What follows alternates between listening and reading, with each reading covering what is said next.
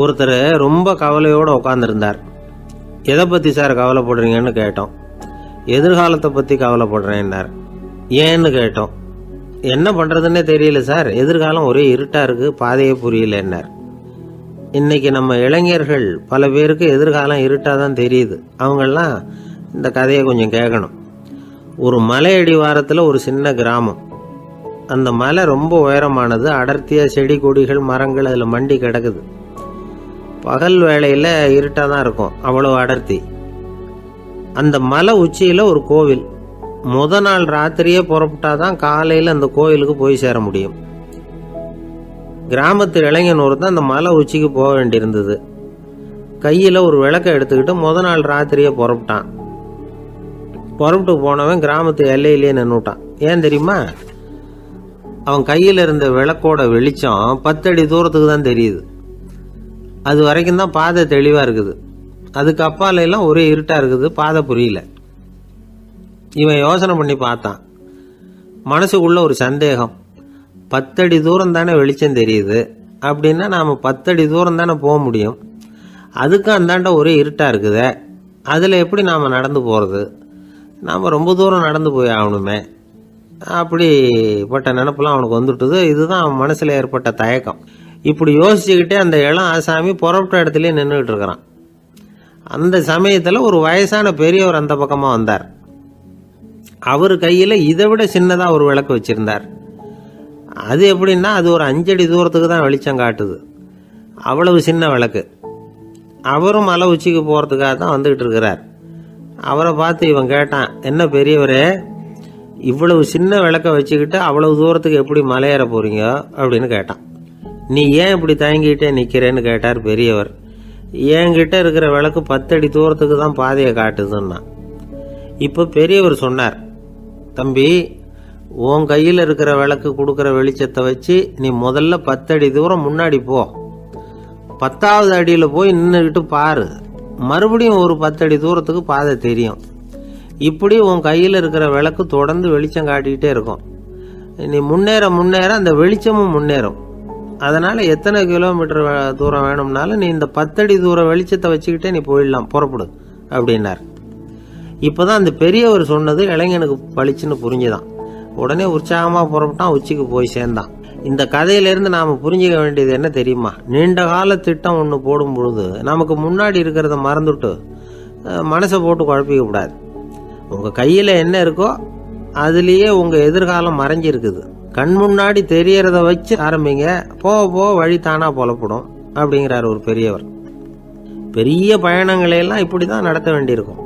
ஒவ்வொரு அடியாக எடுத்து வச்சா ஓடி போய் சேர்ந்து விடலாம். மலைச்சி போய் நின்றுட்டா நின்றுக்கிட்டே இருக்க வேண்டியது தான். நம்ம ஆள்லாம் ரொம்ப மோசமான இருக்கிறாங்க. ஒருத்தன் அப்படி தான் நீண்ட தூர பிரயாணம் ஒன்று புறப்பட்டான். ரயில் போய்கிட்டே இருந்தது. கொஞ்சம் தூரம் போச்சு, பாதி வழியில் கையில் வச்சுருந்த டிக்கெட்டை காற்றுல விட்டுட்டான். ஐயோ, என் டிக்கெட்டு போயிட்டுதே அப்படின்னு கத்த ஆரம்பிச்சுட்டான். பக்கத்தில் இருந்த பெரியவர் அவனை பார்த்து பரிதாபப்பட்டு, கவலைப்படாத தம்பி, போனால் போகுது, வேற டிக்கெட் வாங்கிக்கலாம் அப்படின்னு ஆறுதல் சொன்னார். அதுக்கு அவன் சொல்கிறான், சார், நான் அதுக்காக அழலை, அந்த டிக்கெட்டு கிடைச்சா தானே நான் எந்த ஊருக்கு போகணுங்கிறது எனக்கு தெரியும் அப்படிங்கிறான். ஒரு தெருவில் சில சிறுவர்கள் விளையாடிக்கிட்டு இருந்தாங்க. ஏதோ ஒரு உயரமான கல்லை நடுத்தெருவில் வச்சு அதை சுற்றி சுற்றி ஓடி வந்துக்கிட்டு இருக்கிறாங்க. அது என்ன விளையாட்டோ அவங்களுக்கு தான் தெரியும். கொஞ்ச நேரம் அப்படி விளையாடிக்கிட்டு இருந்தவங்க விளையாடி முடிச்சதும் அந்த கல்லை நடுத்தெருவில் அப்படியே விட்டுட்டு அவங்கவுங்க வீட்டுக்கு ஓடி போட்டாங்க. அதுக்கப்புறம் அந்த வழியாக 2 பெண்கள் பேசிக்கிட்டே வந்தாங்க. பேச்சு சுவாரஸ்யத்தில் நடுத்தெருவில் இருந்த அந்த கல்லை கவனிக்கல. காலில் இடிச்சுட்டுது, லேசாக ரத்தம் வந்துட்டுது, வலி தாங்கலை. காலில் இடிச்சுக்கிட்ட பொண்ணு திட்ட ஆரம்பிச்சுட்டுது. வர வர ஊர் உலகம் ரொம்ப கெட்டு போச்சு, யாருக்கும் பொறுப்பே கிடையாது பாரு, இப்படி நடுத்தருவில் பொறுப்பு இல்லாமல் இப்படி கல்லை போட்டு வச்சுருக்கிறாங்களே, இது நியாயமா அப்படின்னு சொல்லி இந்த சமூகத்தை கடுமையாக விமர்சனம் பண்ணிக்கிட்டு அவங்க போயிட்டாங்க. கொஞ்ச நேரம் கழித்து ஒரு வாலிபன் அந்த வழியாக வந்தான். அந்த கல்லை பார்த்தான், நின்னான், ஒரு நிமிஷம் யோசனை பண்ணான், என்ன பண்ணலாம்னு பார்த்தான். தன்னுடைய வீரத்தையும் பலத்தையும் காட்டணும்னு நினச்சா. பின்னாடி போனான். அப்புறம் வேகமாக ஓடி வந்து ஒரு சின்ன ஹை ஜம்ப் அப்படியே துள்ளி குதிச்சான். துள்ளி குதித்து தாண்டி அந்த பக்கமாக போய் விழுந்தான். அப்படியே விசில் அடிச்சுக்கிட்டு அவன் பாட்டுக்கு நடந்து போகிறான். அடுத்தபடியாக ஒரு காதல் ஜோடி அந்த வழியாக வந்தது. நடுத்தெருவில் கல் கண்ணில் பட்டது. அவங்க 2 பேரும் ரொம்ப நெருக்கமாக சேர்ந்து வந்துக்கிட்டு இருக்கிறாங்க. நடுவில் கல் இருக்கிறதுனால கொஞ்ச நேரம் 2 பேரும் விலகி மறுபடியும் இந்த பக்கம் வந்து சேர்ந்து போகணும். கொஞ்ச நேரம் நாம் பிரிய வேண்டி இருக்குதே அப்படின்னு வருத்தத்தோட முணுமுணுத்துக்கிட்டே இந்த பக்கம் வந்தாங்க. அதுக்கப்புறம் வழக்கம் போல் சேர்ந்து அவங்க பாட்டுக்கு எதிர்காலத்தை பற்றி கற்பனை பண்ணிக்கிட்டே போயிட்டாங்க. கடைசியாக அந்த வழியாக பார்வை இல்லாத ஒருத்தர் வந்துக்கிட்டு இருக்கார். அவர் கையில் வழக்கமாக வச்சிருக்கிற அந்த ஊன்றுகோல், கையில் இருக்கிற அந்த ஊன்றுகோலால் தனக்கு முன்னாடி அப்படியும் இப்படியும் அப்படியே தட்டிக்கிட்டு பார்த்துக்கிட்டே அவர் மெதுவாக நடந்து வந்துக்கிட்டு இருக்கிறார். வழியில் இருக்கிற அந்த கல் தட்டுப்பட்டுது. உடனே நடுத்தெருவில் ஒரு கல் இருக்குங்கிறத அவர் புரிஞ்சுக்கிட்டார். உடனே குனிஞ்சார், அந்த கல்லை தடவி பார்த்து எடுத்தார், தெரு ஓரமாக கொண்டுட்டு போய் போட்டார். அதுக்கப்புறம் அவர் பாட்டுக்கு அவர் வழியில் நடந்து போனார். இப்போ இதில் பல பேர் வந்தாங்க போனாங்க.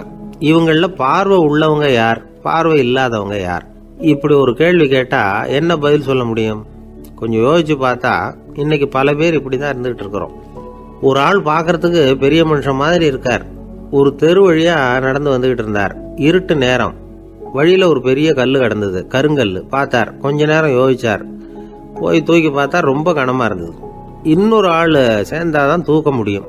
இவர் உடனே ரோட்டோரமாக போய் ஒரு மரத்தடியில் உட்காந்துக்கிட்டார். 2 பக்கமும் பார்த்துக்கிட்டே இருக்கார், யாராவது வர்றாங்களான்னு. கொஞ்ச நேரத்தில் ஒருத்தர் வந்தார், இவருக்கு தெரிஞ்சவர். என்னங்க இந்த நேரத்தில் இங்கே உட்காந்துருக்குறீங்கன்னு கேட்டார் அவர். அதோ அந்த கருங்கல் அப்படின்னு சுட்டி காட்டினார். ஓ, அதை தூக்கி ஓரமாக போடணுமா? வாங்க 2 பேரும் தூக்கலான்னார் வந்தவர். நான் அதுக்காக உட்காந்துருக்கலேன்னார் இவர். பின்ன வேற எதுக்காகன்னார் அவர்.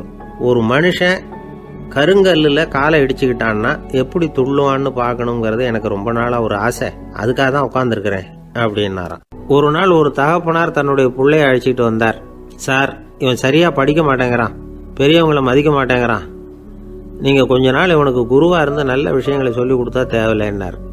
பெரியவங்களையே மதிக்காதவன் எப்படி என்ன மதிக்க போகிறான் அப்படிங்கிறது நமக்கு யோசனை வரும் இல்லையா? வேணாங்க, என்னை விட்டுருங்க அப்படின்னோம். அவர் விட மாட்டேன்னு விட்டார். இல்லைன்னா அவரே சிஷ்யன் ஆகிடுவார் போல இருந்தது. சரி, வேற வழி இல்லாமல் அந்த பையனையே என்னுடைய சீடை நான் ஏற்றுக்கிட்டு உபதேசமெல்லாம் பண்ண ஆரம்பித்தோம். அதாவது குரு பக்தின்னா அது எப்படி இருக்கணுங்கிறத பற்றி சொல்லி கொடுத்தோம் அவனுக்கு. சதமகர் அப்படின்னு ஒரு குரு இருந்தார். அவருக்கு ஒரு சீடர். அவன் பேர் துளசி சைதன்யன், நைஷ்டிக பிரம்மச்சாரி. தன்னுடைய குருவுக்கு எந்த நேரத்தில் எது தேவைங்கிறத புரிஞ்சுக்கிட்டு சேவை செய்கிறவன். ஆனால் இவனை பற்றி மற்ற சீடர்களுக்கு பொறாமை வந்துட்டுது. இவன் மட்டும் இப்படி இருக்கானேன்னு உடனே குரு கிட்ட போய் கோல் மூட்டினாங்க. அவன் சரியில்லை, அவன் நடந்துக்கிறது சரியில்லை, அப்படி இப்படின்னு எதையாவது சொல்லி. இருந்தாலும் இதையெல்லாம் அந்த குரு நம்பலை. அவருக்கு தெரியும் யார் யார் எப்படின்னு. துளசி சைதன்யன் பெருமையை மற்ற சீடர்களுக்கு உணர்த்தணும் அப்படின்னு நினைச்சார். அதுக்கு ஒரு வழி பண்ணார். ஒரு நாள் சீடர்களை எல்லாம் கூப்பிட்டுக்கிட்டு ஒரு காட்டு வழியாக போய்கிட்டு இருந்தார். அங்கே ஒரு பெரிய மலை அருவி கொட்டிக்கிட்டு இருந்தது. குரு சீடர்கள் பக்கம் திரும்பினார். இந்த மலையின் மேலே இருந்து அந்த படுபாதாளத்தில் குதிக்கிறதுக்கு உங்களில் யார் தயார் அப்படின்னு கேட்டார். ஒரு சீடனும் ஆய திறக்கலை, ஒதுங்கி நின்றுக்கிட்டாங்க. பின்னாடி மூட்டை முடிச்சோடு வந்துக்கிட்டு இருந்தான் துளசி சைதன்யன். அவனை பார்த்தார். இந்த பாருப்பா, நீ மேலே இருந்து அந்த அருவியில் குதி அப்படின்னார். அப்படியே செய்கிறேன் சுவாமின்னா ஓடி போய் பொத்துன்னு குதிச்சுட்டான். அடுத்த கணமே குருநாதர் தன்னுடைய யோக சக்தியால் பறந்து போய் அவன் கீழே விழுந்துடாமல் தாங்கி பிடிச்சி கொண்டுகிட்டு வந்துட்டார். மற்ற சீடர்களுக்கெல்லாம் ஒரு மாதிரி ஆயிட்டுது. அடுத்தபடியாக என்ன பண்ணலாம்னு யோசிச்சாங்க இவனை மாட்டி விடுறதுக்கு. ஒரு நாள் வெத்தலை அடிக்கிற ஒரு சின்ன உரலையும் உலக்கையையும் எடுத்து ஒளிய வச்சுட்டாங்க. சதமகர் சன்னியாசி இல்லை, அவர் வெத்தலை போடுவார். பல்லு சரியில்லை, அதனால் இடித்து தான் வெத்தலையை போடணும். திடீர்னு வெத்தலை பாக்கு கேட்டார். வழக்கமாக உரலில் இடித்து தர்றது தான் துளசியின் பழக்கம். உரலை தேடினா கிடைக்கல, என்ன பண்ணுறது? குரு கேட்டுவிட்டாரே, குரு சேவை தானே முக்கியம். என்ன பண்ணால் வெத்தலை பாக்க தன்னுடைய வாயில் போட்டு முன்னும் அதை எடுத்து அவர்கிட்ட கொடுத்துட்டான்.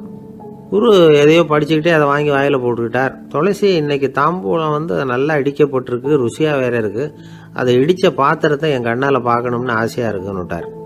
அதை மட்டும் அனுப்பி போய் நீ வர வேண்டான்னு வேற சொல்லிவிட்டார். இதை கேட்டதும் துளசி தவிச்சு போயிட்டான்.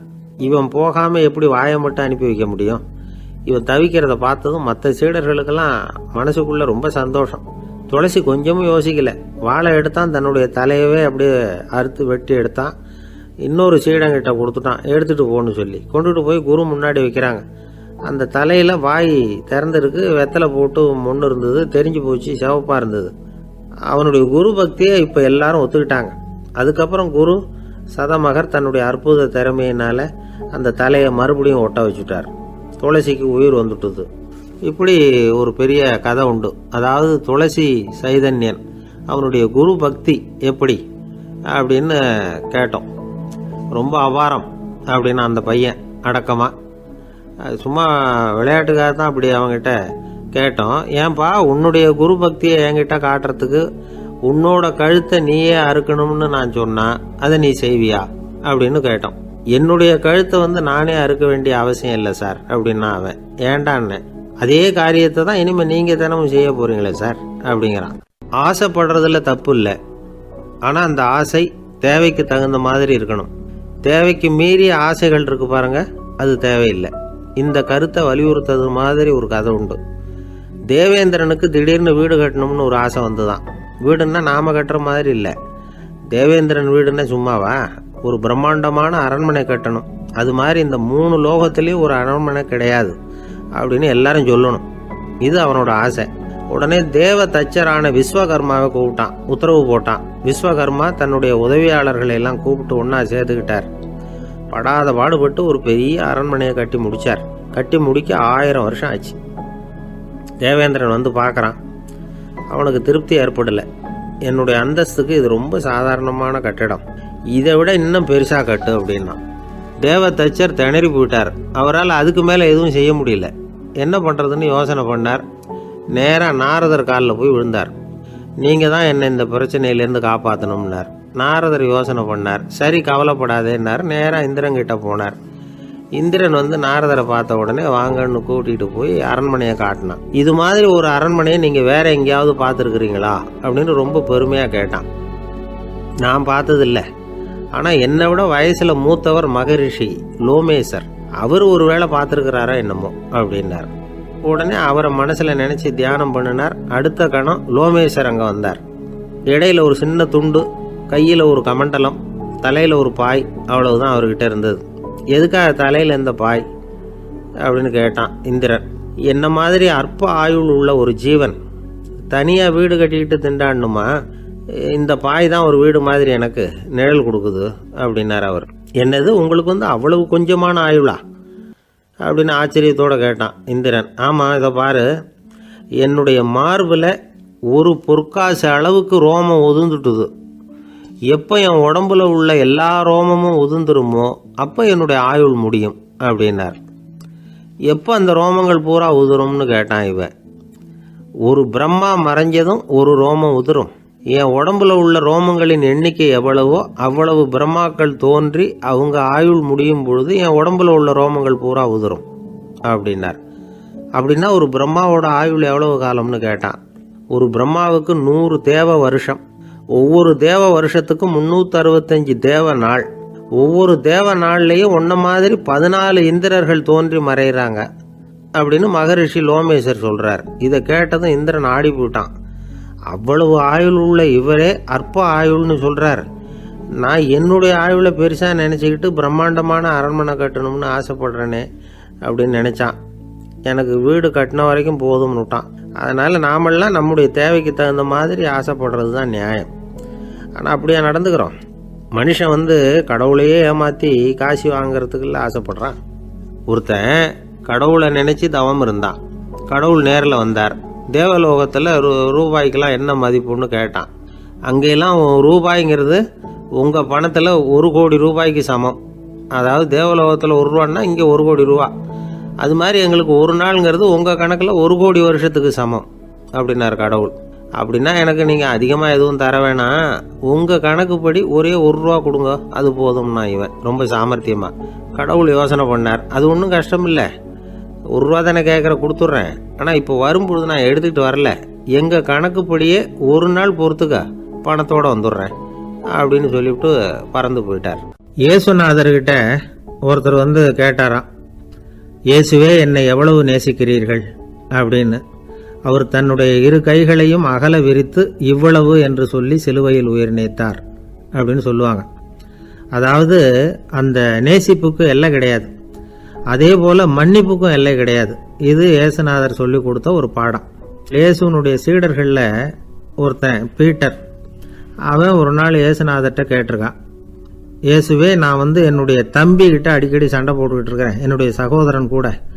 அவனை நான் எத்தனை தடவை மன்னிக்கிறது? ஏற்கனவே 7 தடவை அவனை மன்னிச்சுட்டேன் அப்படின்னு சொல்லியிருக்கிறான்.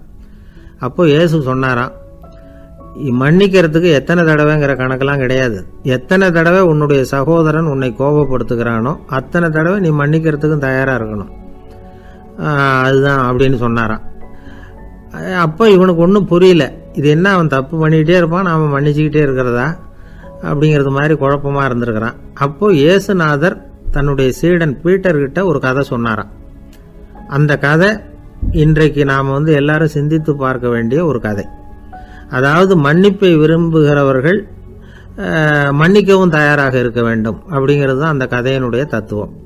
அந்த இயேசுநாதர் சொன்ன கதை என்னன்னா, ஒரு மன்னர் இருந்தார். அவர் ஒரு நாள் அரண்மனையில் உட்காந்து கணக்கு வழக்குகள்லாம் பார்த்துக்கிட்டு இருந்தார். நம்ம அரண்மனையிலேருந்து யார் யார் அரசாங்க கடன் வாங்கியிருக்கிறாங்க, யார் யார் திருப்பி செலுத்தியிருக்கிறாங்க அப்படிங்கிற விவரத்தையெல்லாம் பார்த்துக்கிட்டு இருந்தார். அப்போ தான் புரிஞ்சுது, அந்த அரண்மனையில் வேலை செய்கிற ஒருத்தனே அரசாங்க கடன் வாங்கியிருக்கிறான். எவ்வளவு? 10,000 பொற்காசுகள் வாங்கியிருக்கான் கடன். இந்த 10,000 பொற்காசுகளை திருப்பி செலுத்தலை அரசாங்கத்துக்கு. இது மன்னர் கவனத்துக்கு வந்தது. உடனே நம்ம அரண்மனையில் இருக்கிறவனே அரசு கடன் வாங்கி திருப்பி செலுத்தாமல் இருக்கான், அவனை கூப்பிட்டு வாங்கன்னு சொல்லி கூப்பிட்டுட்டு வந்தாங்களாம்.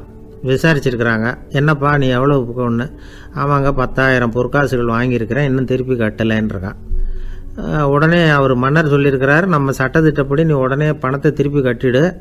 அப்படி உன்னால் கட்ட முடியலன்னா உன்னுடைய வீடு வாசல் சொத்து சுகம் எல்லாத்தையும் விற்று அந்த பணத்தை அரசு கருவூலத்தில் சேர்த்துக்கிறதுக்கு நானே ஏற்பாடு பண்ணிடுறேன் அப்படின்னு அந்த மன்னர் சொன்னாராம்.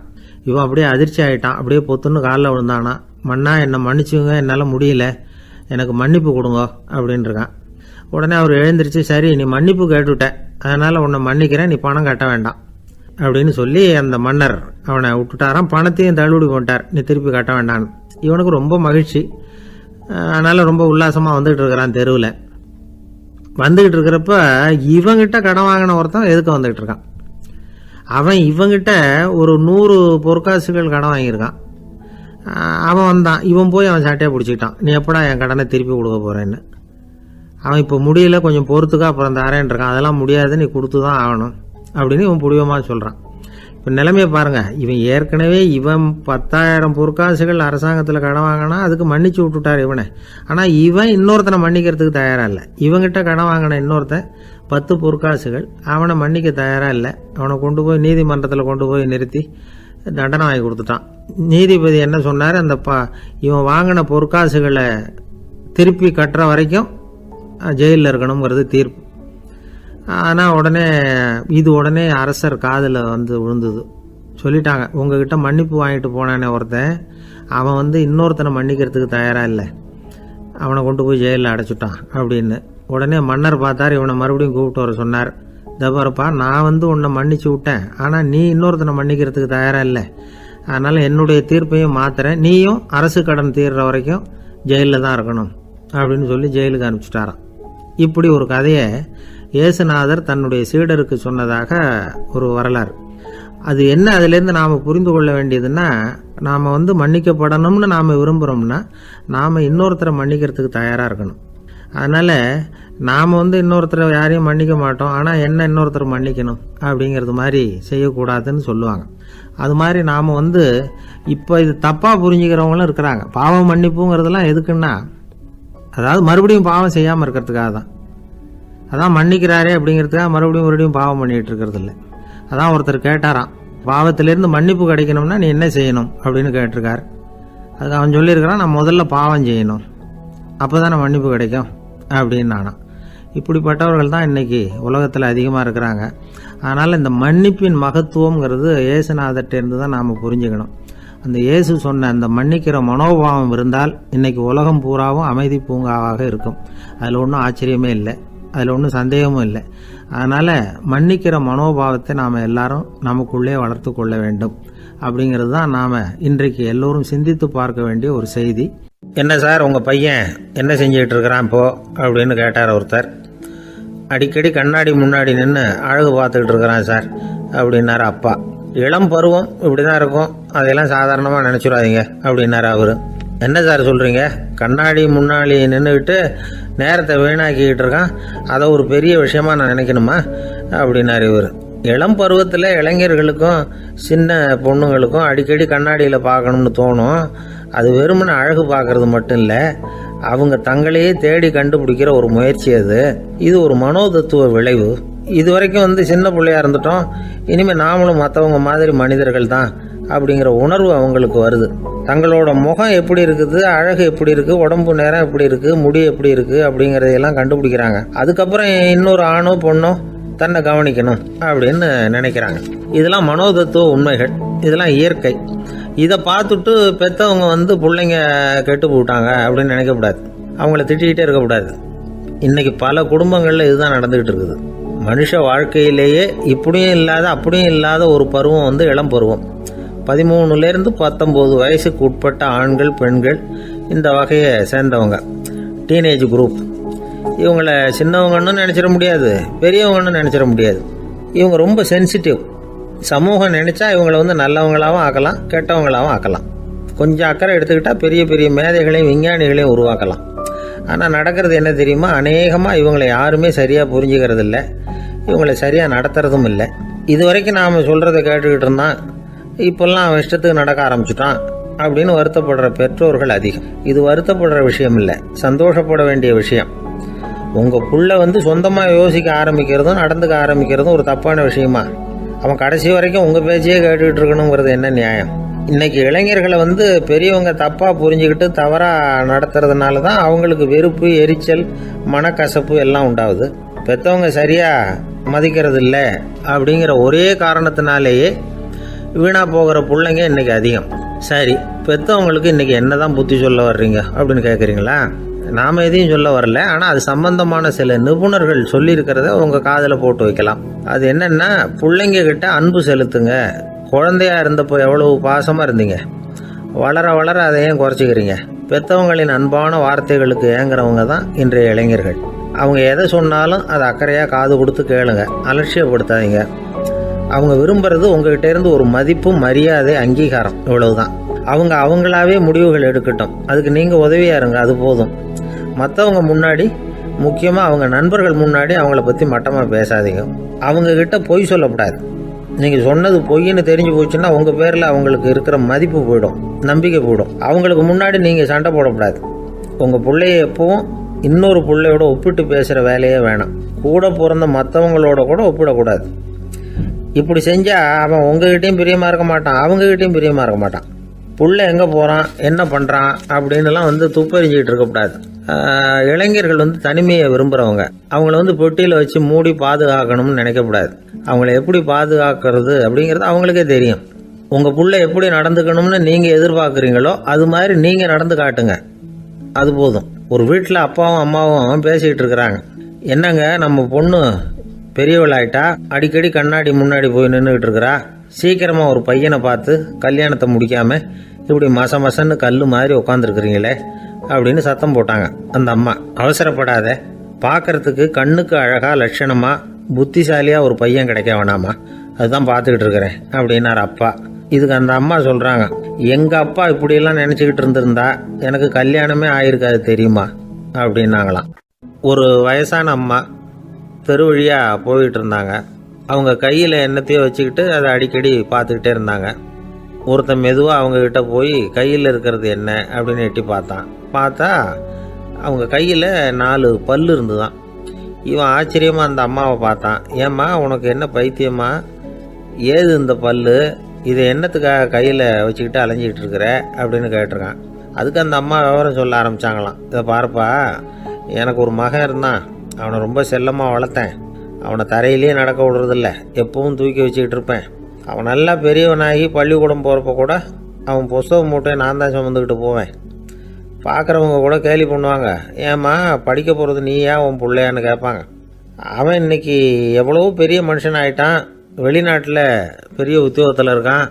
சமீபத்தில் இங்கே வந்துட்டு போனான். ஒரு நாள் ஏதோ கோபத்தில் என்ன அரைஞ்சுட்டான். அப்போ இந்த 4 பல்லும் கீழே விழுந்துட்டுது. இன்னமும் கூட விழுந்திருக்கும், ஆனால் பல்லு தான் இல்லை. என் புள்ள அரைஞ்சதுனால விழுந்த பல்லு இல்லையா அது, அதனால் இதை எப்பவும் என் கையிலேயே வச்சுக்கிட்டு ஆசையோடு பார்த்துக்கிட்டு இருக்கிறேன். அவன் தான் வெளிநாட்டுக்கு போட்டான், அவனை பார்க்க முடியாத ஏக்கத்தை நான் இந்த பல்லை பார்த்து போக்கிக்கிறேன் அப்படின்னு நாங்களாம் அந்த அம்மா. இந்த கதை எதுக்காகன்னா, தாய் அன்பு அப்படிங்கிறது எப்படிப்பட்டதுங்கிறத புரிஞ்சுக்கிறதுக்காக. கல்யாணம் ஆனதுக்கு அப்புறம் தாயை மறந்து விடுறவங்க எத்தனை பேர் இந்த உலகத்தில்? அவங்க காதில் வேணுங்கிறதுக்காக தான் இந்த தகவல். ஆனால் ஒரு விஷயம் மட்டும் நல்லா புரிஞ்சுக்கணும், தாயை மதிக்க தெரிஞ்சவங்க தான் இன்றைக்கி வாழ்க்கையில் எல்லா விதத்துலேயும் முன்னுக்கு வந்திருக்கிறாங்க. வேணும்னா விசாரித்து பார்த்துக்குங்க. இன்னொரு அம்மா இருந்தாங்க. அவங்க தினமும் ஒரு கோயிலுக்கு வருவாங்க. சாமியை பார்த்து, கடவுளே நான் இறந்து போனால் நரகத்துக்கு போகணும் அப்படின்னு வேண்டிக்குவாங்களாம். எல்லாரும் சொர்க்கத்துக்கு போகணும்னு தானே கடவுள்கிட்ட வேண்டிக்குவாங்க. இந்த அம்மா தினம் நான் நரகத்துக்கு போகணும் அப்படின்னு வேண்டிக்கிறாங்க. அங்கேருந்து அர்ச்சகருக்கு இது சந்தேகம். ஒரு நாள் அதை நேரடியாகவே அவங்கக்கிட்ட கேட்டுவிட்டார். அதுக்கு அந்த அம்மா பதில் சொன்னாங்களாம், ஐயா, எனக்கு கல்யாணம் ஆகி ரொம்ப நாள் வரைக்கும் குழந்தை பாக்கியம் இல்லாமல் இருந்தது. கோயில் குளம் எல்லாம் சுற்றி வந்தேன். ரொம்ப நாள் கழித்து ஒரு குழந்தை பிறந்தது, ஆண் குழந்தை. அவனை நான் ரொம்ப செல்லம் கொடுத்து வளர்த்தேன். அதோட விளைவு என்ன ஆச்சுன்னா, அவன் ரொம்ப மோசமாக ஆயிட்டான். கெட்ட பழக்க வழக்கம்லாம் கற்றுக்கிட்டான். அவன் இறந்து போனால் நிச்சயம் அவனுக்கு நரகம்தான் கிடைக்கும். அந்த அளவுக்கு கெட்டவன் அவன். அப்படிப்பட்ட காரியங்கள்லாம் பண்ணிகிட்ருக்கான், எனக்கு தெரியும். இவனுக்காக நரகத்தில் கூட யாரும் தயவு காட்ட மாட்டாங்க, தாட்சண்யம் காட்ட மாட்டாங்க.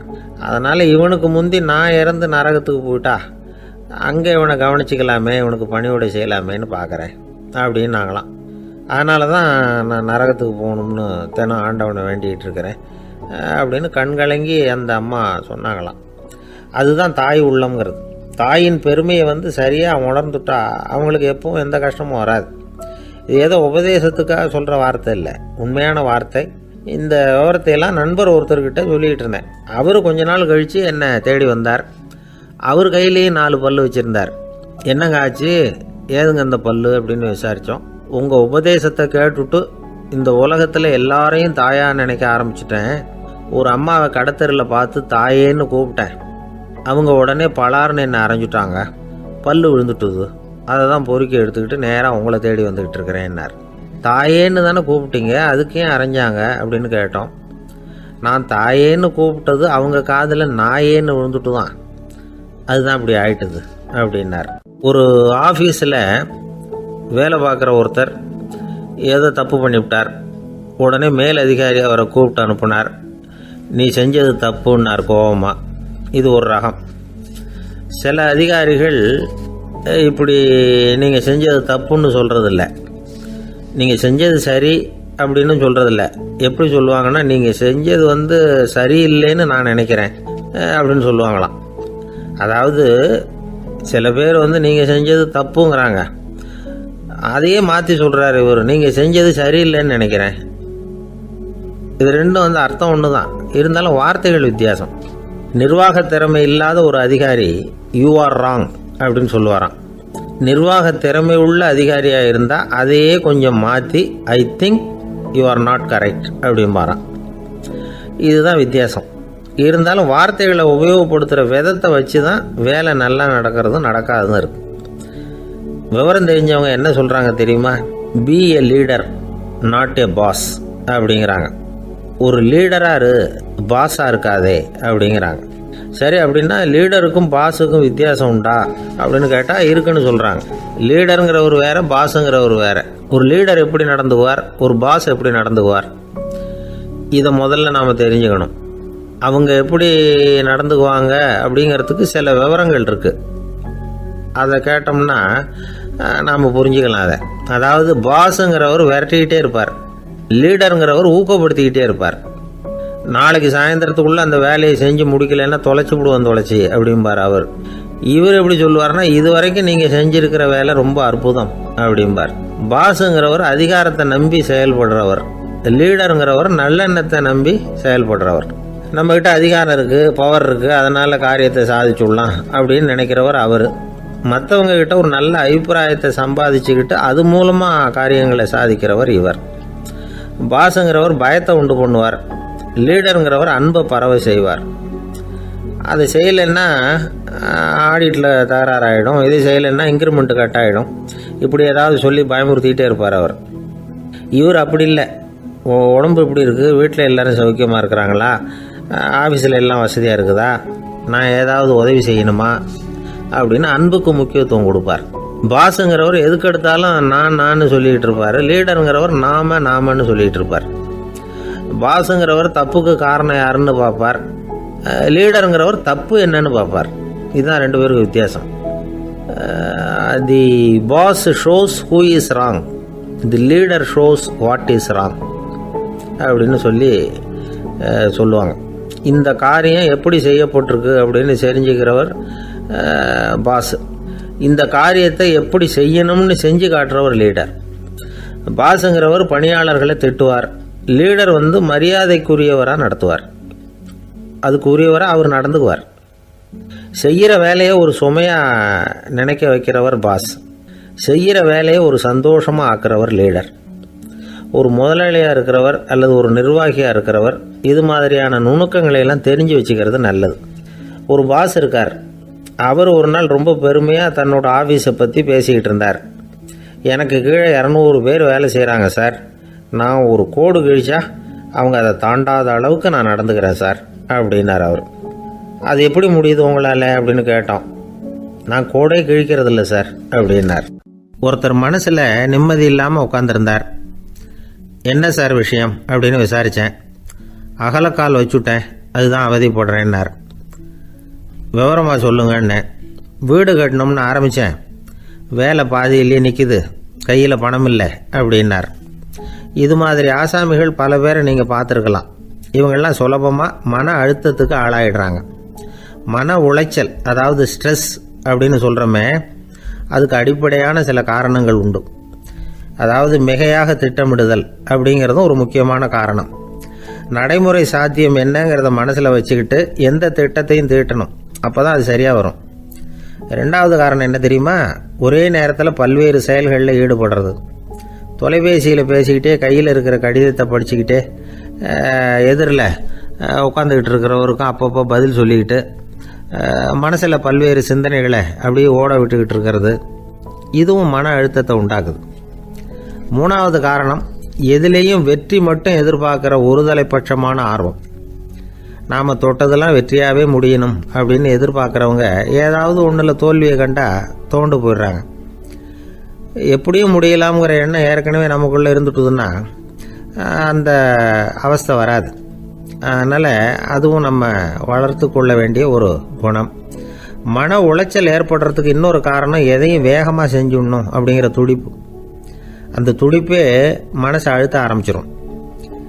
எந்த ஒரு காரியத்திலையும் தாமதமோ இடையூறோ ஏற்பட்டால் அதை பொறுத்துக்கிற மனப்போக்கம் வேணும். அது இல்லாதவங்க அழுத்தத்துக்கு ஆளாயிடுறாங்க.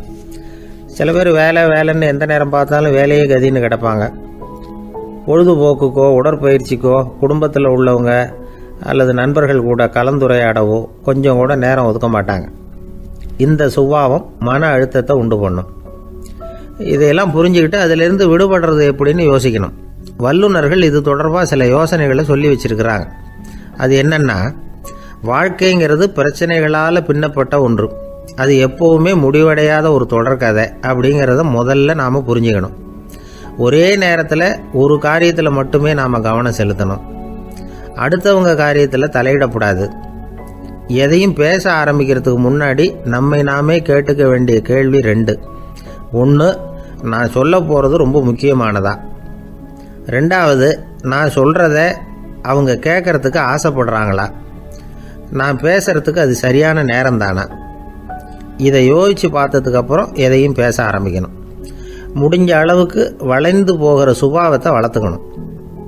நம்ம நேரம் விலை மதிப்பு இல்லாதது, அதை வீணாக்கக்கூடாது. சிரிக்க தெரியலனாலும் பரவாயில்ல, முகத்தில் கொஞ்சம் புன்முறுவலாவது காட்டணும். இதெல்லாம் ரொம்ப முக்கியம். அடுத்தவங்க ஏதாவது செஞ்சால் உடனே நன்றி சொல்ல மறக்கக்கூடாது. தினமும் கொஞ்சம் நேரத்தை தனிமையில் செலவு பண்ணணும். மன உளைச்சலிருந்து விடுபடுறதுக்கு 3 முக்கிய வழிகள் சொல்கிறாங்க. அதை சுருக்கமாக ரெட் அப்படின்னு சொல்கிறாங்க. RED ஆங்கில எழுத்தில். அந்த முதல் எழுத்து R, அது என்னென்னா ரிலாக்ஸேஷன், அதாவது இடை ஓய்வு. 2வது E எக்ஸர்சைஸ், உடற்பயிற்சி. 3வது டயட், திட்டமிட்ட உணவு முறை. அதனால் தியானம், மூச்சு பயிற்சி இதெல்லாம் இந்த இடை ஓய்வுக்கு வழிகள். எந்த வேலையையும் தொடர்ந்து செய்யக்கூடாது. எல்லார்கிட்டையும் கலகலப்பாக பழகணும். மாதத்துக்கு 1 நாளாவது குடும்பத்தோடு வெளியில் போயிட்டு வரணும். சுலபமான உடற்பயிற்சிகளை செய்யலாம். உடற்பயிற்சிங்கிறது நமக்காக நாம் செய்கிற ஒரு நீண்டகால முதலீடு அப்படின்னு சொல்லுவாங்க. அதாவது லாங் டேர்ம் இன்வெஸ்ட்மெண்ட்டாக. அளவோடு சாப்பிட்ணும், மெதுவாக சாப்பிட்ணும். இதெல்லாம் கொஞ்சம் மனசில் வச்சுக்கிட்டு நடந்துக்கிட்டால் மகிழ்ச்சியாக வாழலாம். சில பேர் சாப்பாட்டு விஷயத்தில் ரொம்ப அக்கறை எடுத்துக்கிறது உண்டு. ஒரு குண்டு ஆசாமி சாப்பிட உக்காந்தார். முதல்ல ஒரு மாத்திரை சாப்பிட்டார். எதுக்குன்னு கேட்டோம். பசி எடுக்கிறதுக்குன்னார். சாப்பிட்டு முடித்தார். பிறகு மறுபடியும் ஒரு மாத்திரை சாப்பிட்டார். இது எதுக்குன்னு கேட்டோம். சாப்பிட்டது ஜீரணமாகறதுக்கு அப்படின்னார். என் நண்பர் ஒருத்தர் ஆழ்ந்த சிந்தனையில் இருந்தார். என்ன யோசனை பண்ணுறீங்கன்னு கேட்டேன். தலைவர் ஆகணும்னு பார்க்குறேன், அதுதான் என்ன வழின்னு யோசிச்சுக்கிட்டு இருக்கேன்னார். நான் கூட அது மாதிரி யோசித்து பார்த்தேன். அதுக்கப்புறம் அந்த யோசனையை கை விட்டுட்டேன் அப்படின்னோம். ஏன்னு கேட்டார். அதுக்கான தகுதிகள் நமக்கு இல்லைங்கிறது புரியுது. அது நமக்கு புரியறத விட நம்ம விட மற்றவங்களுக்கு நல்லா புரிஞ்சு போச்சு. அதனால் பேசாமல் கம்முன்னு இருந்துடுறது தான் நல்லது அப்படின்னோம். தலைவர் ஆகிறதுக்கு தகுதிகள் வேற உண்டோ அப்படின்னு கேட்டார். அவர் யதார்த்தமாக தான் கேட்குறார். நாங்கள் உடனே எங்ககிட்ட இருந்த ஒரு புத்தகத்தை எடுத்து அவர்கிட்ட கொடுத்தோம். படித்து பாருங்கன்னு. தலைவர் ஆகிறதுக்கு என்ன வழி அப்படிங்கிறத பற்றி அதில் போட்டிருக்கிறாங்க. முதல் வழி என்ன தெரியுமா? ஒரு 4 பேர் முன்னாடி இல்லைன்னா ஒரு கூட்டத்துக்கு முன்னாடி நீங்கள் பேச போகிறீங்க. அப்போ எப்படி ஆரம்பிக்கணும்னா, உண்மையான புகழ்ச்சி, நேர்மையான பாராட்டு, இதோடு ஆரம்பிக்கணும். எடுத்ததுமே அது சரியில்லை இது சரியில்லைன்னு பேசிகிட்டு இருக்கக்கூடாது.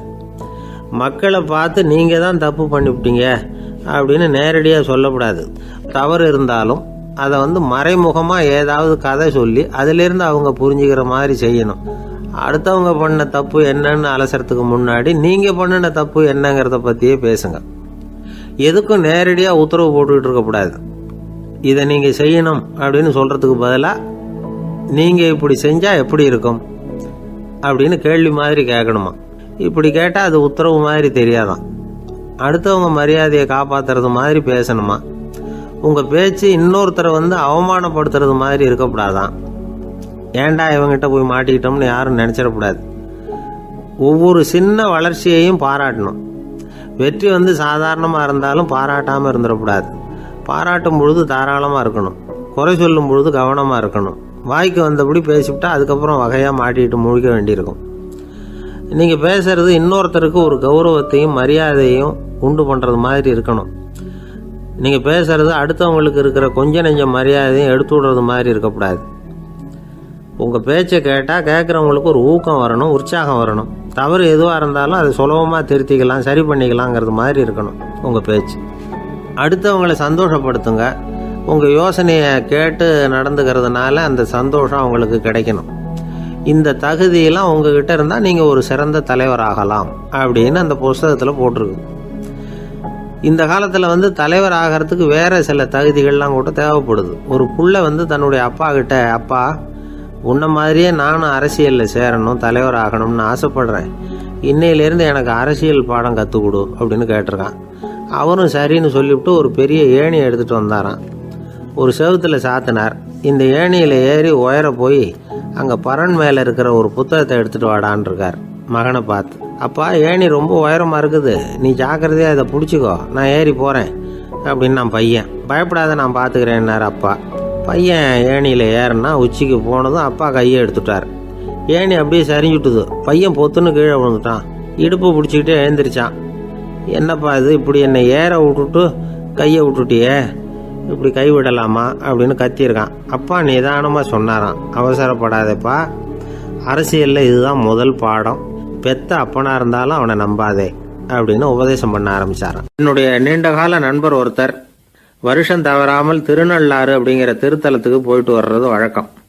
அங்கே என்ன சார் விசேஷம்னு கேட்கறது உண்டு. என்ன இப்படி கேட்குறீங்க, சனி பகவான் நலன் விருப்பப்படி அங்கே தானே எழுந்தருளி இருக்கிறார், அவரை போய் பார்த்து ஒரு கும்பிடு போட்டுட்டு வந்தா நம்ம பிடிச்சிருக்கிற சனியெல்லாம் விலகும் அப்படிம்பார். சத்தம் போட்டு சொல்லாதீங்க சார், வீட்டில் வேற யார் காதிலையாவது இது விழுந்துற போது அப்படின்னு சொல்கிறது உண்டு வர்றவங்க. இப்போது நான் சொல்கிறதுல உள்ள நியாயத்தை புரிஞ்சுக்கிட்டு அவரும் கொஞ்சம் எச்சரிக்கை உணர்வோடு நமக்கு நன்றி சொல்லுவார்னு வச்சுங்களேன். அதாவது பார்வை மூலமாகவே அந்த நண்பருக்கு ஆன்மீக விஷயங்கள்ல அதிக ஈடுபாடு உண்டு. அப்பப்போ சில புராண கதைகளை எல்லாம் சொல்றது உண்டு. ரொம்ப சுவாரஸ்யமா இருக்கும். எப்பவுமே புராண விஷயங்களை எல்லாம் அறிவியல்ங்கிற தராசில வச்சு எடை போட்டுட்டு இருக்கக்கூடாது. அப்படி பார்த்தா அதெல்லாம் நம்ப முடியாத வெறும் கற்பனைகளா தோணும், மூட நம்பிக்கைகளாகவும் தெரியும். புராணங்களை புராணங்களாவே புரிஞ்சுக்கிறவங்களுக்கு அதெல்லாம் அர்த்தமுள்ள செய்திகளை உள்ளடக்கி இருக்கிறதாக தெரியும். அந்த வகையில தான் இந்த நண்பரும் நிறைய செய்திகளை சொல்றது உண்டு. சனியை போல கொடுக்கிறவனும் இல்லை, சனியை போல கெடுக்கிறவனும் இல்லை அப்படின்னு சோதிடர்கள் சொல்லுவாங்க. நாம ஏதாவது ஒரு வம்புல மாட்டிக்கிட்டா பிடிச்சது சனி அப்படிங்கிறோம். ராவணன் எப்பேற்பட்ட வீரன், அவனே சனி பார்வைப்பட்டது தானே சங்கடப்பட ஆரம்பிச்சான் அப்படின்னார் நண்பர். அது எப்படிங்கன்னு கேட்டேன். அவர் சொல்ல ஆரம்பிச்சார், இந்த ராவணன் இருக்கானே நவ கிரகங்களையும் பிடிச்சி கொண்டுட்டு வந்து தன்னுடைய சிம்மாசனத்துல அப்படியே படிகளா போட்டு வச்சுட்டானா, ஒவ்வொரு படியா. பாவம் அந்த 9 தேவதைகளும் ஒவ்வொரு படியா குப்புற கிடக்குறாங்க. நவக்கிரகம் நம்மளை ஆட்டி படைக்குதுன்னு நாம சொல்லிட்டு இருக்கிறோம். ஆனா அந்த நவக்கிரகங்களை ராவணன் எப்படி வச்சிருந்தான் பாருங்க. எல்லாரையும் சிம்மாசனத்துக்கு பக்கத்துல படிப்படியா போட்டு வச்சிருக்கிறான். காலை அது மேல வச்சுதான் ஏறி போகணும். வேற வழி இல்லாம எல்லாரும் குப்புற விழுந்து கிடக்குறாங்க. ராவணன் ஒவ்வொரு தடவையும் இவங்க முதுகுல அடி வச்சு ஏறி தான் அந்த சிம்மாசனத்துக்கு போறது வழக்கம். இப்படி நடந்துகிட்டு இருக்கிறது நாரதர் கண்ணுல பட்டுட்டு தான். அவர் சும்மா இருப்பாரா? யோசனை பண்ணார், என்ன செய்யலாம் அப்படின்னு. ஒரு முடிவு பண்ணிட்டு நேரா ராவணன் கிட்ட போனாராம். ராவணா, நீ நவக்கிரகங்களை பிடிச்சு கொண்டாந்து உன்னுடைய சிம்மாசனத்துக்கு படிகளா போட்டு வச்சிருக்கிற, அது உன்னுடைய வீரத்தை காட்டுது. இருந்தாலும் ஒரு விஷயத்த நீ யோசிச்சு பார்க்கணும். ஒவ்வொரு தடவை நீ சிம்மாசனத்துக்கு போகும் பொழுதும் நவக்கிரகங்களின் முதுகல் அடி வச்சு நீ ஏறி போற, அது உனக்கு பெருமை கிடையாது. அவங்களுடைய மார்புல அடி வச்சு ஏறி போகணும், அதுதான் உனக்கு பெருமை அப்படின்னாரா. இவர் சொல்றதும் சரிதானே அப்படின்னு யோசிச்சிருக்கான் ராவணன். உடனே குப்புற கிடந்த நவக்கிரகங்களை திருப்பி மல்லாக்க போட்டான். அவங்க மார்புல அடி வச்சு மேலே ஏறி சிம்மாசனத்துக்கு போனானா. அப்படி போயிட்டு இருக்கும் பொழுது சனி பகவானின் பார்வை அவன் மேல பட்டுதான். அவ்வளவுதான். என்னாச்சு தெரியுமா? சூர்பனகை தேடி வந்தா. சீதையோட அழகை பத்தி தன்னுடைய அண்ணங்கிட்ட சொல்ல ஆரம்பிச்சுட்டா. விவகாரம் ஆரம்பமாயிட்டது. அதுதான் சனியினுடைய வேலை அப்படின்னு சொல்லி இந்த கதையை சொல்லி முடிச்சார் என்னுடைய நண்பர். ஆக சனியின் பார்வை நம்ம மேல படாம பாத்துக்கிறது தான் நல்லதுங்கிறீங்க அப்படின்னு. ஆமா சார், இப்ப கூட நான் உங்க வீட்டுக்கு வந்திருக்கிறதே ஒருத்தருடைய பார்வை என் மேல படக்கூடாதுங்கிறதுக்காகத்தான் அப்படின்னார். யாருங்க அதுன்னு என்னுடைய மாமனார் சார். அவசரத்துக்கு அவர்கிட்ட கொஞ்சம் கடன் வாங்கிவிட்டேன். நம்ம மாப்பிள்ளை தானேன்னு சொல்லி அவர் விட்டு கொடுக்கறதுக்கு தயாரா இல்லை. இன்னைக்கு இப்ப அவர் எங்க வீட்டுக்கு வரக்கூடிய நேரம், அதுதான் அவர் பார்வையிலிருந்து படாம தப்பிக்கலாங்கிறதுக்காக இங்க வந்துட்டேன் அப்படின்னார். பார்வை படணும்னு இருந்தா பட்டுத்தான் தீரும் போல இருக்கு அப்படின்னா. என்ன சார் சொல்றீங்கன்னார் ஒன்னும் புரியாம. நீங்க இங்கதான் வருவீங்கன்னு அவருக்கு ஏற்கனவே தெரியும் போல இருக்கு. அதனால உங்களுக்கு முன்னாடியே உங்க மாமனார் இங்க வந்துட்டார். அதுவும் அந்த பீரோவுக்கு பக்கத்துல தான் பின்னாடி மறைஞ்சு நின்றுட்டு இருக்கிறார் அப்படின்னு. ஒரு பள்ளிக்கூடம், அதுல வசதியான வீட்டுக்குள்ள ஒருத்தன் படிச்சுக்கிட்டு இருந்தான். இன்னொரு ஏழை பையனும் அங்க படிச்சுக்கிட்டு இருக்கிறான். இவங்க 2 பேரும் ஒரே தெருவில் தான் இருக்கிறாங்க. பணக்கார வீட்டு பையன் பங்களாவில் இருந்தான். அவனுக்கு வேலை செய்யறதுக்காக சில வேலை ஆட்கள் உண்டு. அதனால அவன் நல்லா சாப்பிடுவான், தூங்குவான். ஏதோ வரணுமேங்கிறதுக்காக பள்ளிக்கூடத்துக்கு வருவான், போவான், அவ்வளவுதான். இந்த ஏழை பையன் இருக்கானே, அவன் அப்படி இல்லை. காலையில எழுந்திருப்பான், உடற்பயிற்சி பண்ணுவான். அவங்க வீட்டில் கிடைக்கிற சாதாரண உணவு அதை அளவோட சாப்பிடுவான். வீட்டில் உள்ள வேலைகளையும் செய்வான். பள்ளிக்கும் தவறாம வந்துடுவான். அவனுக்கு கூட பிறந்த சகோதர சகோதரிகள் 8 பேர். எல்லாரும் தன்னம்பிக்கையோட அவங்க வேலையை செஞ்சுக்கிட்டு இருந்தாங்க. இந்த பையன் எப்பவும் உண்மையை தான் பேசுவான், கடமையை ஒழுங்கா செய்வான். ஆசிரியர்களுக்கு இவனை ரொம்ப பிடிக்கும். அதனால இவன் அந்த பள்ளிக்கூடத்து மாணவர் தலைவனா ஆக்கியிருந்தாங்க. இது அந்த பெரிய இடத்து பையனுக்கு பிடிக்கல. மாணவர் தலைவனுக்கு பணிஞ்சு போறதுக்கும் அவனுக்கு விருப்பம் இல்லை. ஒரு நாள் வகுப்புல ஆசிரியர் எல்லா மாணவர்களுக்கும் ஒரு வேலை கொடுத்தார். எல்லாரும் அதை சுறுசுறுப்பா செஞ்சுக்கிட்டு இருக்கிறாங்க. இவன் மட்டும் சோம்பலா உட்காந்துருக்கிறான். ஆசிரியர் அந்த பக்கமா வந்தார். இதை பார்த்துட்டார். உடனே மாணவர் தலைவனா இருக்கிற அந்த ஏழை பையனை கூப்பிட்டார். இந்த பாருப்பா, ஏன் அந்த பையன் இப்படி சும்மா உட்காந்துருக்கிறான், என்னன்னு விசாரிச்சு சொல்லு அப்படின்னு சொல்லிவிட்டு உள்ள போயிட்டார். இவன் மெதுவா போய் அவன்கிட்ட விசாரிச்சான், ஏன் இப்படி சோர்ந்து போய் உட்காந்துருக்கிற அப்படின்னு. அவன் ரொம்ப அலட்சியமா இவனை திரும்பி பார்க்கறான். என்னோட சிரமம் உனக்கு என்ன தெரியும்? வீட்டில் என்னுடைய சௌகரியங்களை கவனிக்கிற வேலையாட்கள் 2 பேரும் இன்னைக்கு வேலைக்கு வரல. அதனால என்னோட வேலையெல்லாம் நானே கவனிக்கிற மாதிரி ஆயிட்டுது. அதனால சோர்ந்து போயிட்டேன் அப்படின்னு நான். அப்புறம் கேட்டிருக்கான், அது சரி, உன்னுடைய வீட்டில் உன்னுடைய வேலைக்காரங்க வராத போது நீ எப்படி சமாளிக்கிற அப்படின்னு கிண்டலாக கேட்டிருக்கான். அதாவது இவன் ஏழைங்கிறதையும் இவன் வீட்டில் வேலை செய்யறதுக்கு யாரும் இல்லைங்கிறதையும் இப்படி சொல்லி கிண்டல் பண்ணுறான். இந்த ஏழை பையனுக்கு இது புரிஞ்சுது, மனசு வேதனை போட்டுது. இருந்தாலும் வெளியில் காட்டிக்காமல் சிரிச்சுக்கிட்டே சொன்னானா, எனக்கு அந்த கவலையே கிடையாது, என்னுடைய உதவிக்கு நான் நினைச்ச உடனே என்னுடைய காரியத்தை செய்யறதுக்கு 8 பேர் எப்பவும் தயாராக இருப்பாங்க அப்படின்னு. இவன் இப்படி சொன்னதும் அவனுக்கு ஒரு மாதிரி ஆயிட்டு தான், தலையை குனிஞ்சுக்கிட்டே போயிட்டான். உள்ளே உட்காந்துருந்த ஆசிரியர் காதில் இது விழுந்தது. உடனே இந்த ஏழை பையனை உள்ளே கூப்பிட்டு போனார், கேட்டார், என்னப்பா இப்படி சொல்கிற? இவன் பொய் சொல்ல மாட்டாங்கிறது அவருக்கு தெரியும், அவனை சமாளிக்கிறதுக்காக இப்படி ஒரு பொய்யை சொல்லியிருப்பாங்கிறதையும் அவரால் ஏற்றுக்க முடியல. ஏன்பா நீ நினைக்கிற காரியத்தை செய்ய 8 பேர் தயாராக இருக்கிறதா சொன்னியே, உன்னுடைய சகோதர சகோதரிகளை குறிப்பிட்டு அப்படி சொன்னியா அப்படின்னு கேட்டார். இல்லைங்க ஐயா, நான் அவங்கள குறிப்பிட்டு அப்படி சொல்லலைன்னா. அப்படின்னா பொய் சொன்னியா? இந்த சின்ன விஷயத்துக்கு அப்படி பொய் சொல்லலாமான்னார். ஐயா நான் பொய்யும் சொல்லலைன்னா. இவன் அப்படின்னா நீ சொன்னதுக்கு என்ன அர்த்தம்னார். இப்போ அந்த பையன் சொல்கிறான், ஐயா நான் நினைக்கிறத செய்து முடிக்க என் கூட இருக்கிற அந்த 8 பேர் யாருன்னா 2 காலு 2 கை வாய் மூக்கு கண்ணு காது ஆக மொத்தம் 8. இவங்க தான் அந்த வேலை ஆட்கள். நான் சொல்கிறத செய்யறதுக்கு, நான் சொல்கிறத கேட்கறதுக்கும் செய்யறதுக்கும் அவங்க எப்பவும் தயாராக இருக்காங்க. அந்த அளவுக்கு என்னுடைய பயிற்சிகள் பழக்க வழக்கங்கள் மூலமாக அவங்கள நல்ல நிலைமையில் வச்சிருக்கிறேன் அப்படின்னா. இந்த கதையை சுவாமி சின்மயானந்தர் சொல்கிறது வழக்கம். இயற்கை நமக்கு கொடுத்துருக்கிற வேலை ஆட்கள் இந்த 8, இவங்களை நல்ல முறையில் வச்சிருந்து வேலை வாங்க வேண்டியது நம்முடைய கடமை. அந்த கடமையை ஒழுங்காக செஞ்சுக்கிட்டு வந்தால் வாழ்க்கையில் வெற்றி நிச்சயம், இல்லைன்னா குழப்பம்தான். புத்தி சரியா இல்லைன்னா இந்த வேலையாட்கள் நாம் சொல்கிறத கேட்க மாட்டாங்க. ஒருத்தன் குடி போதையில் தள்ளாடி தள்ளாடி போய் ஒரு மரத்தில் முட்டிக்கிட்டானா, தலையில் கட்டு போட்டுக்கிட்டு மறுநாள் வந்திருக்கான். ஏன்டா இப்படி பண்ணுறேன்னு கேட்டிருக்காங்க. நான் ஒதுங்கி போன்னு தான் சொன்னேன், அது கேட்கல அப்படின்ட்டுருக்கான். எது கேட்கல? உன்னோட காலா அப்படின்னு கேட்டிருக்காங்க. இல்லைங்க அந்த மரம் அப்படின்னு நானா. ஒருத்தர் குதிரை ரேஸுக்கு போனார், பணம் கட்டினார், தோற்று போயிட்டார். மறுபடியும் போனார், பணம் கட்டினார், தோற்று போனார். அடுத்த தடவையும் பணம் கட்ட போனப்போ அவரை தடுத்து கேட்டோம், ஏன் சார் ஏற்கனவே விட்டது போதாதா, இன்னமும் இருக்கிறத விடணுமா அப்படின்னு கேட்டோம். விட்டதையெல்லாம் மொத்தமாக எடுக்க வேணாமா சார், அதுக்காக தான் தொடர்ந்து பணம் கட்டுறேன்னார் அவர். இவரை திருத்துறது ரொம்ப கஷ்டம். இது ஒரு மனநோய். மனநோய்களில் பல வகை உண்டு. மனநோய்கள் பிரிவு அட்டவணையில் சூதாட்டம்ங்கிறது அவதியுறும் நோய் அப்படிங்கிற தலைப்பில் வருது. சூதாட்டம் 2 வகைப்படும்னு சொல்கிறாங்க உளவியல் நிபுணர்கள். ஒரு வகை எப்படின்னா, நண்பர்களோடு சேர்ந்துக்கிட்டு மகிழ்ச்சியும் கிளர்ச்சியும் அடையிறதுக்காக ஈடுபடுறது, பிரச்சனைகளை தீர்க்கறதுல ஒரு ஆர்வம், கேளிக்கைக்காக கொஞ்சம் விட்டு பிடிக்கிறது அப்படிங்கிற மனுஷனுடைய அடி மனசில் உள்ள விபரீத பிணைய சுபாவம், இதெல்லாம் அதுக்கு காரணம். இன்னொரு வகை எப்படின்னா, சூதாட்டத்தில் ஈடுபட்டு ஒரு கட்டாய நிலைமைக்கு ஆளாயிடுறது, ஈடுபடு அப்படின்னு மனசு ஒரு வெறித்தன்மையை தூண்டிக்கிட்டே இருக்கும். இப்படிப்பட்டவங்களுக்கு நாம் தோத்துக்கிட்டு இருக்கோங்கிறது தெரியும், நாம் ஜெயிக்கிறதுக்கான சந்தர்ப்பம் இல்லைங்கிறதும் தெரியும். இதனால் நமக்கும் கஷ்டம், நம்ம சுற்றி இருக்கிறவங்களுக்கும் கஷ்டங்கிறதும் புரியும். அப்படி இருந்தும் சூதாடுவாங்க. இதுக்கு காரணம் சூதாடியின் பகற்கனவு அப்படிங்கிறாங்க நிபுணர்கள். இந்த நிலைமைக்கு கட்டாய சூதாட்டம் அல்லது நிர்பந்த சூதாட்டம் அப்படின்னு பேர் வச்சிருக்கிறாங்க. இப்படிப்பட்ட ஆசாமி இருக்கிறது பூரா விட்டுருவான், கடன் வாங்குவான், திருடுவான். இருந்தாலும் என்னைக்காவது ஒரு நாள் ஜெயிச்சிருவேன் அப்படின்னு சொல்லிக்கிட்டே இருப்பான். விட்டதை எடுத்துருவேங்கிற ஒரு நம்பிக்கை சுடர் அவனுக்குள்ளே எரிஞ்சுக்கிட்டே இருக்கும். இவனை மனநோயாளி அப்படின்னு சொல்லிட முடியாதான். என்ன காரணம்னா, இது மாதிரி ஆளுங்க கிட்ட மன போராட்டமோ கவலையோ பதட்டமோ இருக்கிறது இல்லை. சில விசேஷமான குணங்கள் இவங்க கிட்ட உண்டு. எதிர்ப்பு உணர்ச்சி, சிறுபிள்ளைத்தனம், சட்ட திட்டங்களையும் சம்பிரதாயங்களையும் உட தெரியாத மனப்போக்கு, பொறுப்பில்லாத தன்மை, நெறிதவறி நடக்கிறது எல்லாம் இவங்ககிட்ட உண்டு. ஆனால் வெளிப்பார்வைக்கு ரொம்ப சிநேகமாக இருப்பாங்க, அன்பாக இருப்பாங்க. அப்படி இருக்கிறதாக காட்டிக்குவாங்க. ஆதாயம், சுயலாபம் இதெல்லாம் கருதி தான் பழகுவாங்க. இவங்க கேட்குறப்ப நாம் பணம் கொடுக்கலன்னு வச்சுக்கோங்க, நம்மளை கை விட்டுருவாங்க. நம்ம மேலே அபாண்டமாக பழி சுமத்துறது கூட தயங்க மாட்டாங்க.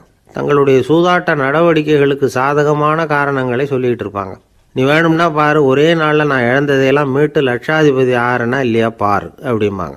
தோற்று போகிறத ஒரு படிப்பினையாக இவங்க எடுத்துக்கிறதே இல்லை. தோற்று போகிறதுலேயே இவங்களுக்கு ஒரு அலாதியான சுகம். தனக்குத்தானே துன்பத்தை வரவழைச்சிக்கிட்டு இன்பம் அடையிறதுக்கு தன்வதை சுகம் அப்படின்னு பேர். இவங்கெல்லாம் அந்த ரகம். சில பேர் எப்படி தெரியுமா, மந்திர எண்ணங்களை வரவழைச்சிக்கிறது, சூதாடுறதுக்காக ஆஃபீஸில் கையாடல் பண்ணுறது, அடுத்தவங்க கிட்ட இருந்து திருடுறது. இந்த மந்திர எண்ணம் தீவிரமாச்சுன்னா ஒரு மாதிரியாக பேச ஆரம்பிச்சிருவாங்க.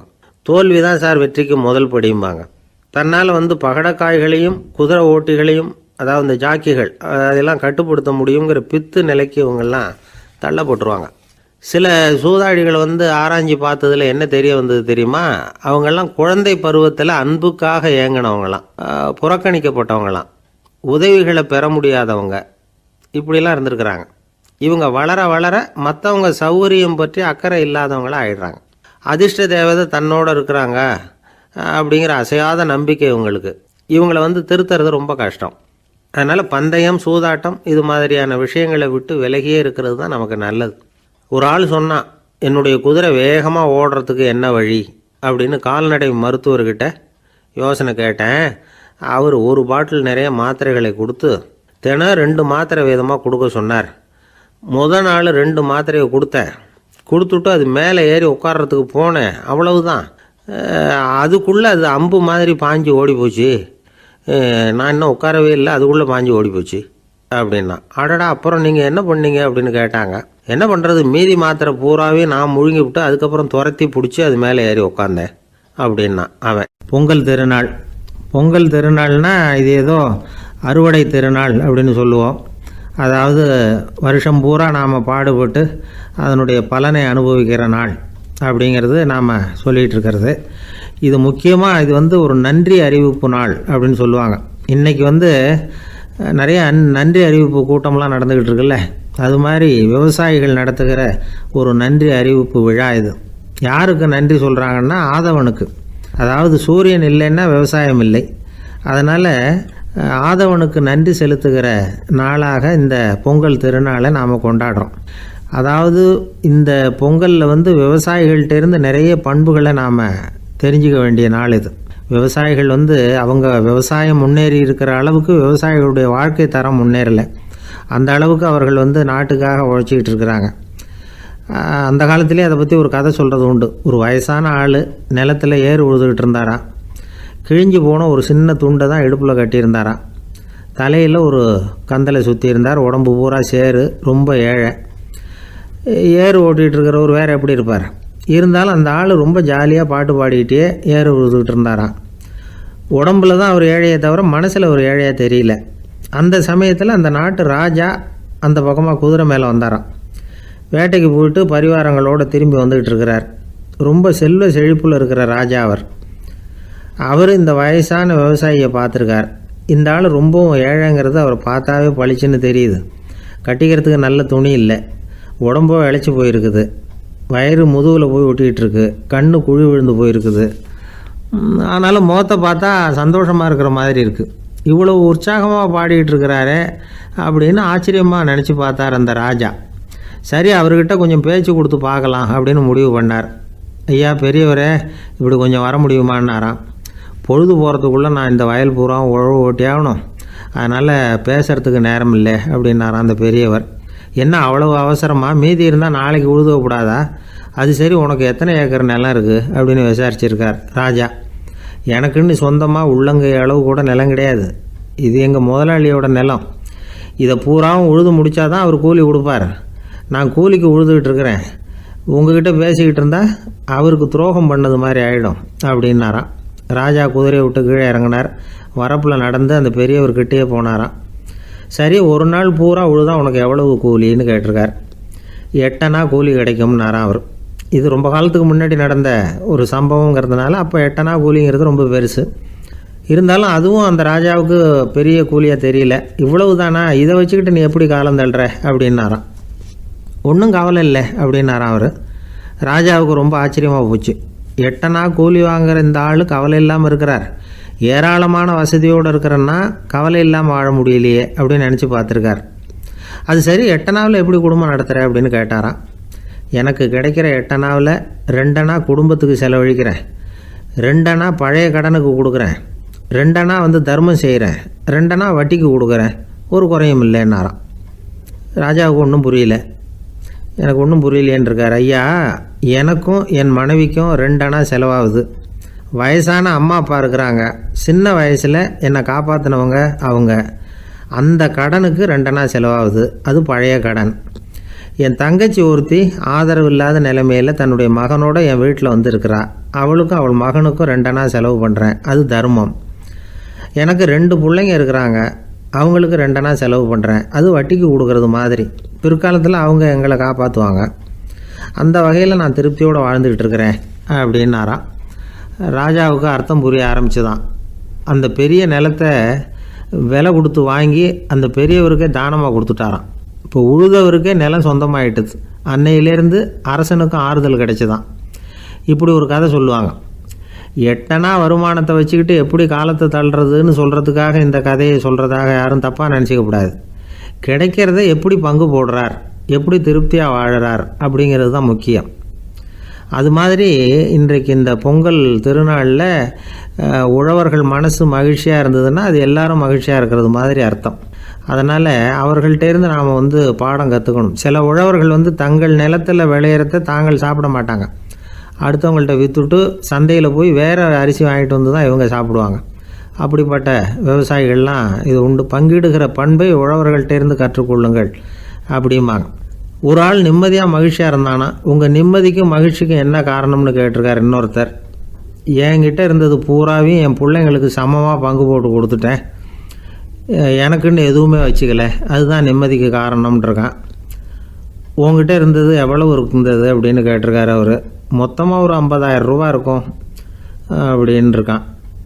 அவ்வளவும் பணமாகவே இருந்ததா அப்படின்னு கேட்டிருக்காங்க இவங்க. இல்லைங்க, அவ்வளவும் கடன், அதை தான் பிரித்து கொடுத்துருக்கேன் பிள்ளைங்க கிட்ட அப்படின்னு நானும். அவன் அந்த மரத்தின் உச்சியில் ஒரு பறவை கூடு, ஏதோ ஒரு பறவை கூடு கட்டியிருந்தது. அது என்ன பறவைன்னா ராஜாளி. ஒரு குரங்கு அந்த மரத்து கிளையில தாவி தாவி குதிச்சுக்கிட்டு இருந்தது. அப்போ இந்த கூட்டில் இருந்த முட்டை அது கண்ணில் போட்டுவிட்டுது. அதுக்கப்புறம் அது சும்மா இருக்குமா, விளையாட்டாக ஒரு முட்டையை எடுத்தது, மரத்தை விட்டு கீழே இறங்குச்சு. கீழே ஒரு குப்பை மேட்டில் ஒரு கோழி சில முட்டைகளை அது பாட்டுக்கு இட்டு வச்சிருந்தது. குரங்கு தன் கையில் இருந்த ராஜாளி பறவையோட முட்டையை அந்த கோழி முட்டைகளோட சேர்த்து போட்டுட்டு போயிட்டுது. கோழி வந்தது, பார்த்தது, அதுக்கு ஒன்றும் வித்தியாசம் புரியல. தன்னுடைய முட்டைகளோட சேர்த்து அந்த ராஜாளி முட்டையையும் சேர்த்து அடைகாத்துது. கொஞ்ச நாள்ல குஞ்சுகள்லாம் பொரிச்சுது, எல்லாம் முட்டையை விட்டு வெளியில வந்தது. ராஜாளி பறவையோட குஞ்சு அந்த கோழி குஞ்சுகளோடவே சேர்ந்து வளர்ந்தது. மற்ற கோழி குஞ்சுகள் போலவே இதுவும் குப்பையை கிளறிச்சு புழு பூச்சிகளை சாப்பிட்டுது. காக்கைகள் தாக்கிறதுக்கு வந்ததுன்னா மற்ற கோழி குஞ்சுகள் மாதிரியே இதுவும் பயந்து போய் தாய் கோழியின் சிறகுகளுக்கு உள்ள ஒளிஞ்சிக்கும். இப்படியே கொஞ்ச காலம் போச்சு. குஞ்சுகள்லாம் வளர்ந்து பெருசாயிட்டுது. சிலது சேவல்களாச்சு, சிலது கோழிகளாச்சு. அந்த ஒன்று மட்டும் ராஜாளி ஆச்சு. ஆனால் ஒரு விஷயம், தான் ஒரு ராஜாளிங்கிறது அந்த பறவைக்கு தெரியாது. தன்னையும் ஒரு கோழின்னே அது நினச்சிக்கிட்டு இருக்கு. அப்படி நினச்சிக்கிட்டு குப்பை மேட்டை கிளறிக்கிட்டு இருக்கு. ஒரு நாள் சாயந்தர நேரம் இந்த ராஜாளி பறவை கீழே அது பாட்டுக்கு வழக்கம் போல குப்பையை கிளறிக்கிட்டு இருக்குது. அப்போ அண்ணாந்து பார்க்குது. வானத்தில் உயரத்தில் கூட்டமாக ராஜாளி பறவைகள் உல்லாசமாக வட்டம் அடித்து பறந்துக்கிட்டு இருக்கு. அதே இது பார்க்குது. இதுக்கு மனசுக்குள்ளே ஏக்கமாக போச்சான்.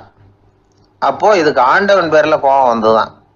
ஆண்டவனுக்கு என் பேரில் ஏன் இந்த ஓர வஞ்சனை, என்னையும் ஒரு ராஜாளியாக படைச்சிருந்தா நானும் கூட இந்நேரம் ஆகாயத்தில் உல்லாசமாக பறந்துக்கிட்டு இருப்பேனே அப்படின்னு நினச்சி வருத்தப்பட்டுதான். இது வேடிக்கையாக இருக்குல்ல. ஒரு வகையில் பார்த்தா நாம் கூட இந்த ராஜாளி பறவை மாதிரி தான் வாழ்ந்துக்கிட்டு இருக்கோம் அப்படிங்கிறார் ஒரு உளவியல் நிபுணர். நம்மால் எவ்வளவு வேலை செய்ய முடியும் அப்படின்னு நாம் நினச்சிக்கிட்டு இருக்கிறோமோ அதை விட பல மடங்கு நம்மால் வேலை செய்ய முடியுமா, பல மடங்கு வேகமாகவும் வேலை செய்ய முடியும் அப்படிங்கிறார் அவர். நம்முடைய முழுமையான பலம் என்னங்கிறது நமக்கே தெரியறதில்ல, அதுதான் கஷ்டம். நம்முடைய பலம் தெரியாததுனால தான் நாம் எதுக்கு எடுத்தாலும் பயந்துக்கிட்டு இருக்கிறோம். ஒரு ஆள் இருந்தான், அவனுக்கு எப்படின்னா கோழியை கண்டா பயப்படுவான். ஏன் கோழியை கண்டா பயம்னா, அவனுக்கு மனசுக்குள்ள தான் ஒரு புழுன்னு நினைப்பு. தன்னை ஒரு புழுவா நினைக்கும் பொழுது, புழுன்னா கோழி கொத்தும்ல, அதனால கோழியை கண்டு பயப்பட ஆரம்பிச்சிட்டான்.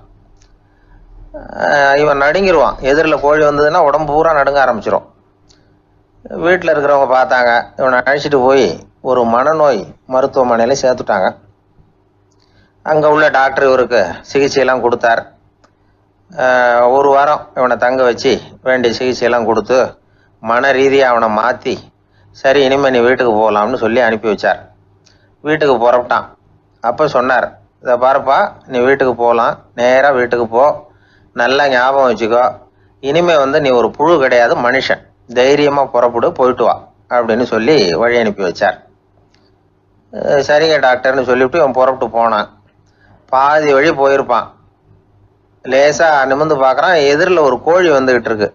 அது பாட்டுக்கு சாதாரணமாக நடந்து வந்துக்கிட்டு இருந்தது. அவ்வளவுதான், இவன் உடம்பு கிடுகிடுன்னு ஆட ஆரம்பிச்சுட்டுது. திரும்பி ஓடி வந்துட்டான். டாக்டர் கேட்டார், ஏன்ப்பா திரும்பி ஓடி வந்துட்டேன்னு. பாதி தூரம் போயிட்டேன் டாக்டர், எதிரில் ஒரு கோழி வந்துக்கிட்டு இருக்குது, அதான் பயமாக இருந்தது, வந்துட்டேன்னா.